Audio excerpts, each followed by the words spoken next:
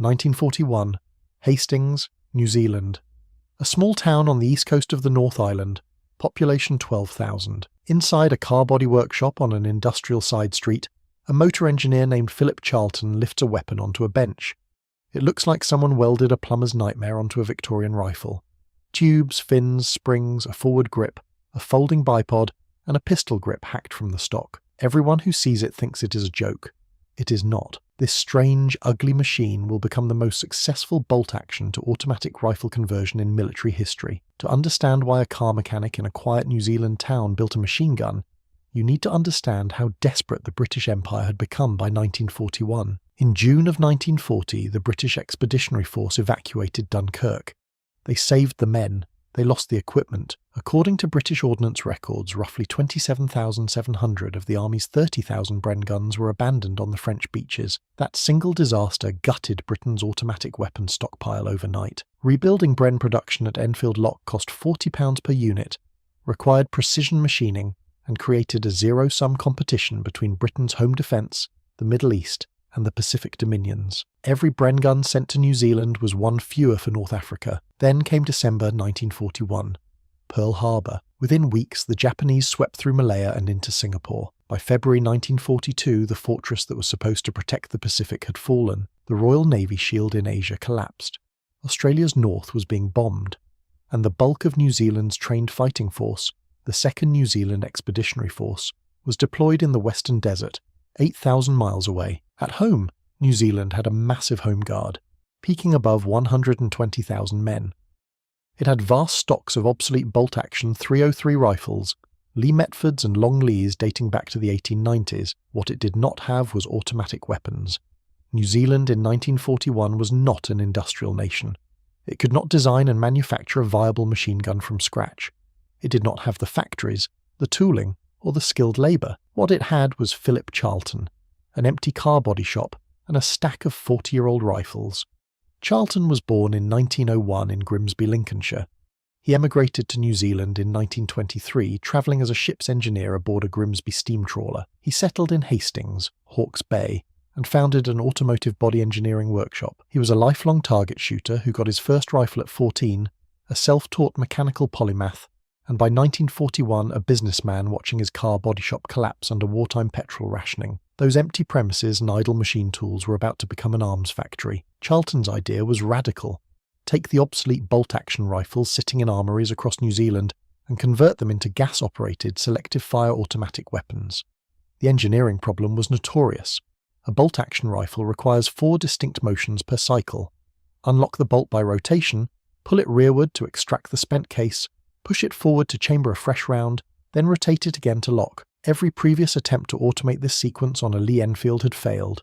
The British Howell conversion managed semi-automatic fire but was rejected repeatedly. The South African Reader achieved full automatic, but only 18 were built before British authorities shut it down. Nobody had cracked reliable selective fire from a bolt-action donor. Charlton's solution was a scroll cam plate. He attached it to the rear of a long-stroke gas piston running in a guide groove on the left side of the receiver. A curved slot machined into the cam rides over a stud welded to the bolt's guide rib. As the piston travels rearward under gas pressure, the slot's geometry forces the bolt through its entire rotate, pull, push, rotate sequence automatically. No electrical parts, no complex linkages. Pure mechanical cam action driven by propellant gas tapped from a port near the muzzle. The gas system itself was distinctive. A long gas tube on the right side drives the piston. A second, parallel tube beneath it houses the return spring on its own guide rod. Charlton deliberately separated the spring from the heat of the gas tube to prevent thermal fatigue failure, the same problem that had crippled early Soviet Degtyarev designs. A piston buffer absorbs bolt carrier impact at the rear of travel. Hotchkiss-style cooling fins pressed onto the barrel, a muzzle brake, and a perforated foreign shroud complete the package. The finished weapon chamber's standard .303 British ammunition weighs about 16 pounds empty, measures 44.5 inches overall, and delivers a cyclic rate of roughly 600 rounds per minute, with a muzzle velocity around 2,440 feet per second. Charlton filed a provisional patent in April 1941. His first formal demonstration at Trentham Army Camp in June of that year featured his financier partner, Maurice Field, Firing the prototype while Charlton pitched it to the military brass, the Army released 10,000 rounds of .303 ammunition for further development. By the second demonstration in November 1941, the same prototype had fired well over 10,000 rounds without structural failure. The New Zealand government awarded a contract for 1,500 conversions. Now, before we see how this weapon performed and where it ended up, if you're enjoying this deep dive into one of the strangest firearms ever built, hit subscribe. It takes a second, costs nothing, and helps the channel grow. Right, let us get back to the Charlton. Production began at Charlton Motor Workshops on the 2nd of January 1942. With one employee, a man named Horace Timms, the workforce eventually grew to 28 men and 12 women. The supply chain was improvised in ways that could only happen in wartime New Zealand. The first 30 gas pistons were hand-turned by schoolboys in the machine shop class at Hastings Boys High School before a local mower factory took over production. Cooling rings were pressed onto tapering barrels by women workers using a bespoke press. Precision engineering of Wellington handled other critical components. The Army had to requisition or accept donations of 725 older rifles from the public, because it did not have enough obsolete Lee-Metfords in storage. Problems were solved in real time. The first prototypes suffered ejection failures that stumped everyone until a local Hastings radio engineer named Guy Milne built a custom stroboscope timed to the cyclic rate. This allowed Charlton to watch the bolt cycle in apparent slow motion and diagnose the fault frame by frame.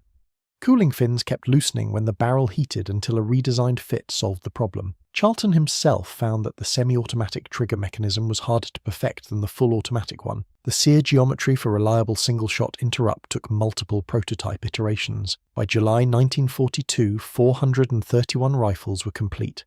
The full 1,500 were finished through 1943. Every one was crated and distributed to 3 Home Guard depots ranked by estimated Japanese invasion risk.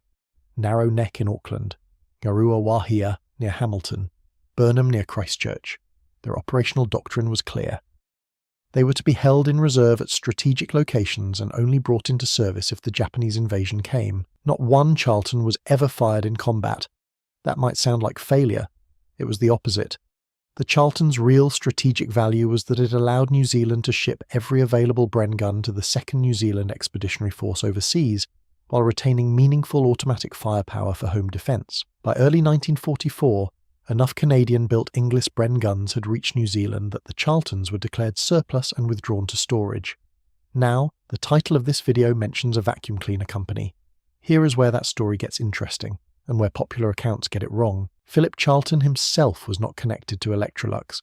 He was a car body engineer. The vacuum cleaner connection belongs entirely to the Australian side of the story. In 1942, Electrolux Proprietary Limited of South Melbourne, the appliance manufacturer, was contracted to build an Australian variant of Charlton's design. Charlton personally travelled to Australia to negotiate the licence, a trip planned for 10 days that stretched to 4 months. The Australian version differed meaningfully from its New Zealand parent.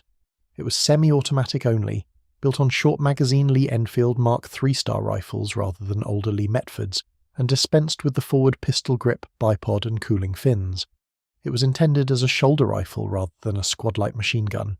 According to Forgotten Weapons, the Electrolux variant was more refined than the original, but the Australian contract for 10,000 rifles was cancelled in June 1944, with only about 5 prototypes built. The tactical situation had changed. Bren guns were flowing from Canada. The Japanese advance had stalled. The emergency had passed. Against the Bren gun it was designed to supplement, the Charlton was lighter by roughly 6.5 pounds and comparable in length. Both fired .303 British, both were gas-operated, and both could accept 30-round magazines. But the Bren had 2 decisive advantages the Charlton could never match: a quick change barrel for sustained fire, and the precision machining that gave it legendary reliability. The Charlton's higher cyclic rate actually made its barrel overheating problem worse, since it lacked any barrel swap capability. Against its true peers, the Howl and the Reader, the Charlton was the clear winner. It was the only bolt-action conversion to achieve selective fire, volume production, and operational issue. The Howl managed semi-automatic only. The Reader achieved full automatic but was built in a run of just 18 before rejection. Britain and South Africa had alternatives.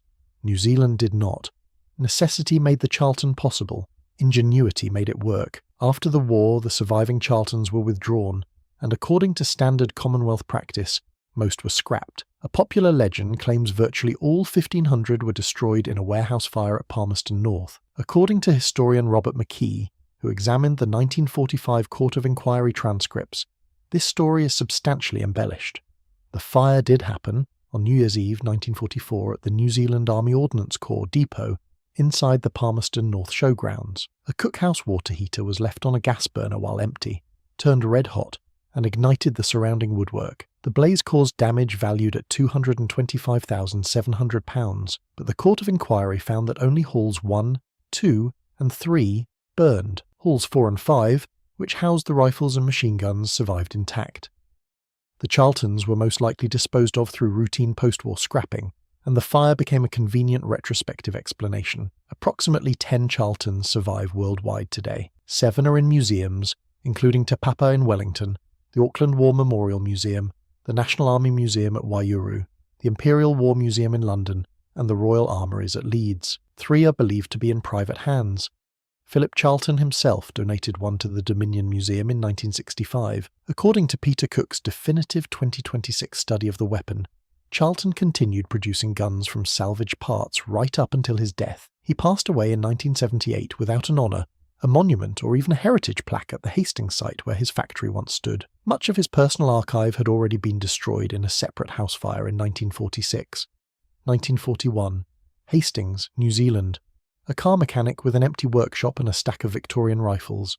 No arsenal, no government contract yet, no trained gunsmiths. Just a scroll cam, a gas tube, and the certainty that if Japan came south, New Zealand would need automatic weapons it could not buy from an empire that had left its own on a beach in France. Philip Charlton built 1,500 of them. Not one was ever needed in combat. Every one of them mattered. That's not a footnote. That is British Empire engineering under pressure, from a workshop that built car doors the year before.